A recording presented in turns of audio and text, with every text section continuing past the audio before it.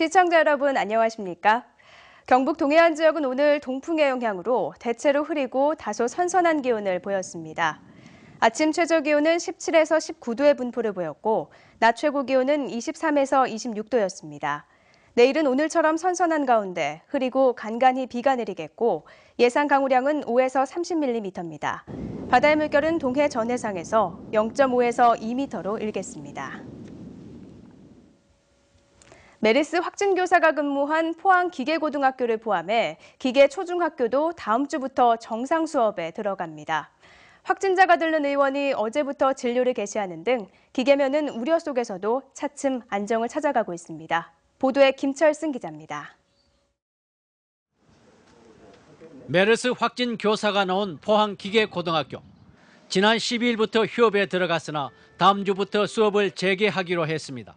함께 휴업에 들어간 기계중학교와 2개 분교, 그리고 병설 유치원도 동시에 정상으로 돌아옵니다. 포항시는 교육청 의료기관 관계자 등이 참석한 가운데 대책회의를 갖고 정상 등교를 결정했습니다.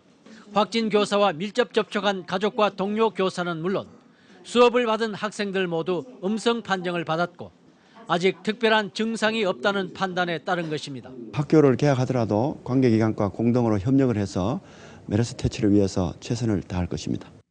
기계고 확진 교사와 관련해 남아있는 감시 대상자는 포항이 203명, 경주가 12명으로 이들 모두 20일자로 감시 대상에서 해제됩니다. 김관용 경북지사는 국가지정 메르스 치료병원으로 3명의 확진 환자를 치료 중인 동국대 경주병원을 찾아 의료진을 격려했습니다. 전부 지켜보고 있으니까 고생스럽도록 잘 있게 좀 시간 지나면 되겠습니다. 고맙습니다. 도내 관찰 대상자는 모두 512명이고 추가 의심 환자는 발생하지 않았습니다. MBC 뉴스 김철승입니다. 경상북도가 오는 27일 예정된 경상북도 공무원 시험의 방역 대책 마련에 나섰습니다. 포항과 경주, 안동, 구미 등 4개 도시 19개 시험장에서 치러지는 이번 시험에는 18개 직렬 1000여 명을 뽑는데 13,300여 명이 응시했습니다. 경상북도는 메르스 자가격리 대상자가 시험에 응시하지 못하도록 모니터링을 강화하고 예비 마스크 8,800개와 손세정제 250개, 이마용 체온계 100개 등을 준비하고 시험장마다 의료용 부스도 설치하기로 했습니다. 최근 메르스 감염을 예방하기 위해 마스크와 손소독제 판매가 급증하는 가운데 허위 광고가 늘고 있어 식약처가 단속에 나섰습니다. 식품의약품안전처는 의약 외품이 아닌 공산품이 메르스 감염 예방이나 치료에 효과가 있다고 허위로 표시하거나 광고하는 것을 철저히 단속할 계획이라고 밝혔습니다. 단속 대상은 의약 외품인 보건용 마스크가 아닌 공산품 마스크를 보건용 마스크로 오인할 수 있게 표시나 광고를 하고 화장품인 손세정제를 의약 외품인 손소독제처럼 표시 광고하는 제품들입니다. 신용보증기금은 메르스 확산으로 피해를 보고 있는 기업에 최대 3억 원까지 보증 지원하겠다고 밝혔습니다.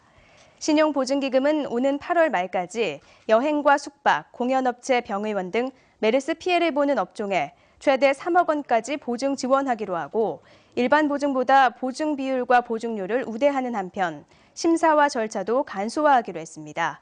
한편 신용보증기금은 어제 최근 40건의 예약 취소로 4억 원가량의 피해가 발생한 경기도 양평에 있는 청소년 수련시설을 방문해 지원을 약속했습니다. 가뭄이 계속되면서 경북 지역 저수지의 저수율이 한 달 만에 절반 수준으로 떨어졌습니다. 경상북도에 따르면 도내 저수지의 평균 저수율은 55.5%로 지난해 이맘때의 56.8%를 밑돌고 평년의 65.9%보다는 10%포인트나 낮습니다. 경상북도는 이달 말까지 충분한 비가 내리지 않으면 저수율이 30%대 아래로 떨어지는 곳이 많이 늘어날 것으로 우려하고 있습니다. 포항 서울 간 KTX가 다음 달 중 주중 왕복 2회 증편될 것으로 보입니다. 이병석 의원은 국토교통부 코레일과 협의한 결과 운행 횟수가 주중 16회에서 20회로 증편되고 피크 시간대 좌석 확대에 대해서도 긍정적인 답변을 받았다고 밝혔습니다. 또 올 하반기에 주말 추가 증편과 포항역 도착 첫차 시간도 현재 오전 7시 40분에서 8시 20분경으로 조정해 울릉도 배편 시간과 연결하는 방안도 검토된다고 설명했습니다. 이와 함께 포항역사 1층 상점 공간을 활용한 편의시설 확충도 긍정적이라고 덧붙였습니다. 국제신용평가기관인 S&P 스탠더드앤드푸어스는 포스코의 장기기업 신용등급 전망을 부정적에서 안정적으로 상향 조정했습니다. S&P는 포스코가 상당한 규모의 비부채성 자금 조달과 자본 투자 감소, 영업실적 안정화 등에 힘입어 2010년 이후 처음으로 신용지표를 개선하고 잉여 영업 현금 흐름을 흑자로 전환할 것이라고 설명했습니다. 그러나 장기 신용등급과 채권 등급은 현행 BBB 플러스를 유지하기로 했습니다. 경상북도는 오늘 포항 흥해읍에 있는 어업기술센터에서 시군과 해경, 어업인 등이 참석한 가운데 적조 피해 예방대책 회의를 가졌습니다. 참석자들은 적조 발생에 대비해 황토 살포기와 바지선 등 장비를 점검하고 양식수산물 재해보험 가입을 권장하며 매몰지를 사전에 지정해 대량 폐사에 대비하기로 했습니다.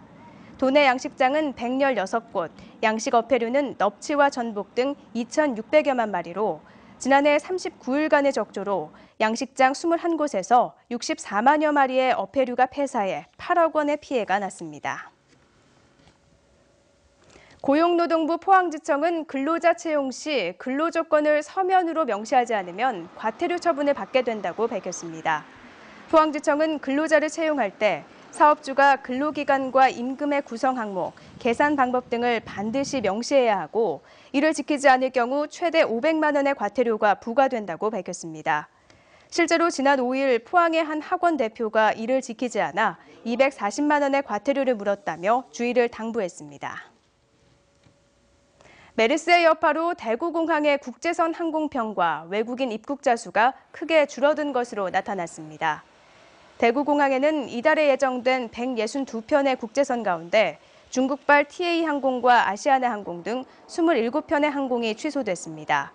대구공항을 통한 입국자 수도 지난달 하루 평균 683명 늘었던 것이 이달 들어 427명으로 37%나 줄었습니다.